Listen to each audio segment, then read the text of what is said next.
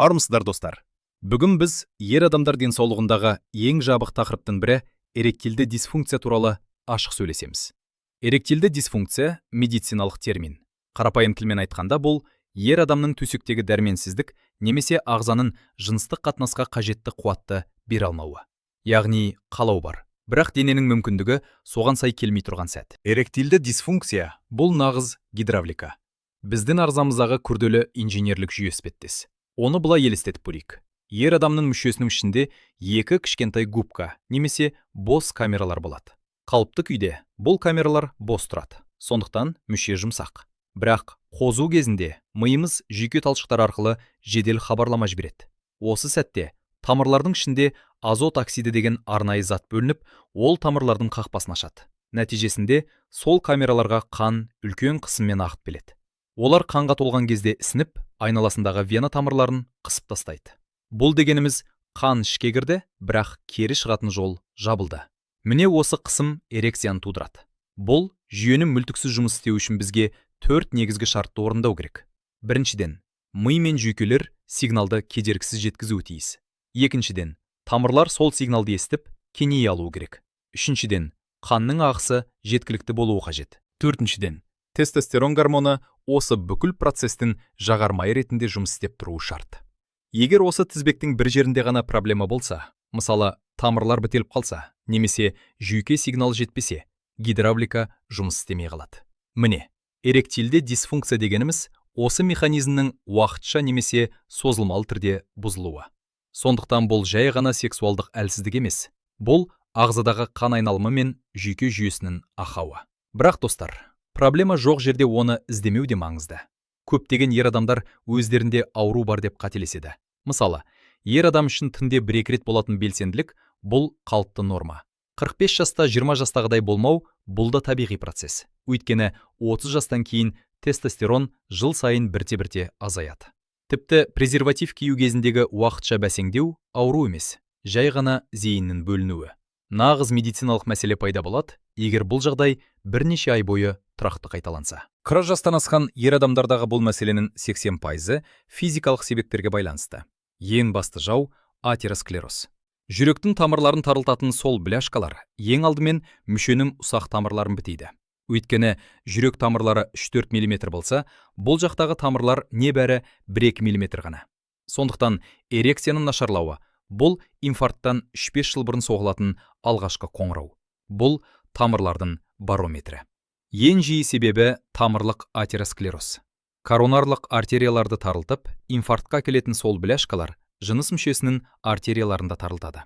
Коронарлық артериялардың диаметрі 3-4 мм, ал жыныс мүшесінің артерияларынікі 1-2 мм. Ұсақ тамыр тез бітіледі. Коронарлық артерияда әлі еш нәрсе тудырмаған бляшка жыныс мүшесінің артериясында қан ағысын кесіп бастауы мүмкін. Бұл болжам емес, факт. Ғылыми деректерде эректильді дисфункциясы бар ер адамдарда инфаркт қаупі 1,5 есе жоғары, инсульт қаупі 1,5 есе жоғары. Бұған қоса қант диабеті мен жоғары қан қысымы да тамырлар мен жүйкелерді зақымдайды. Темекі шегу тамырларды спазмға ұшыратса, семіздік тестостеронды әйел гормондарына айналдырып жібереді.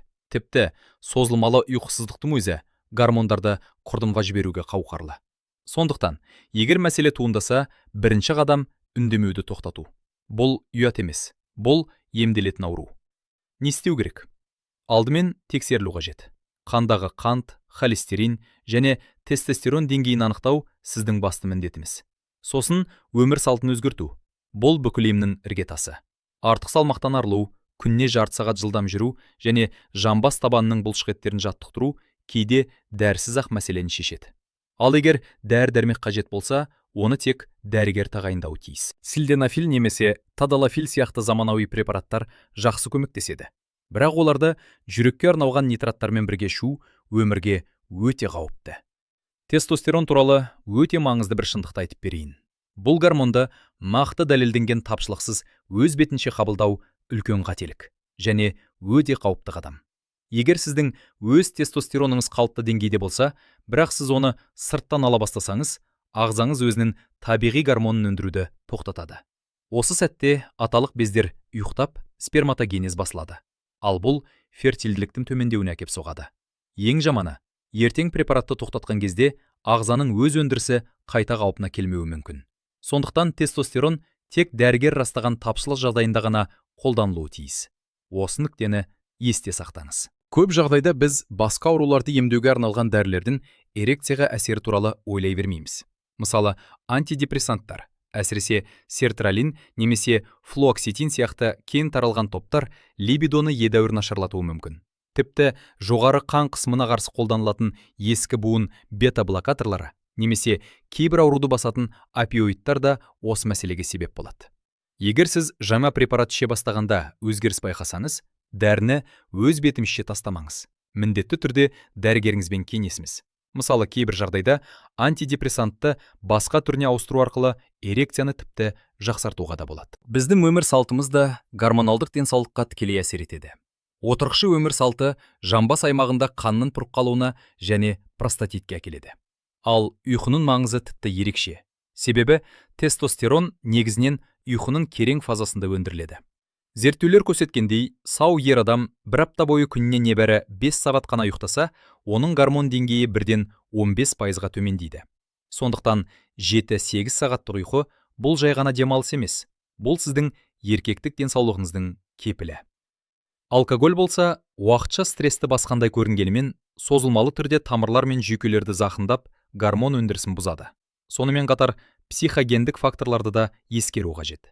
Стресс пен сәтсіздіктен қорқу сезімі эрекцияны тежеп, адамды тұйық шеңберге итермелейді. Мұндағы басты айырмашылықты түсіну маңызды. Егер сізде таңертеңгілік эрекция сақталса, демек ағзаның механизмі дұрыс.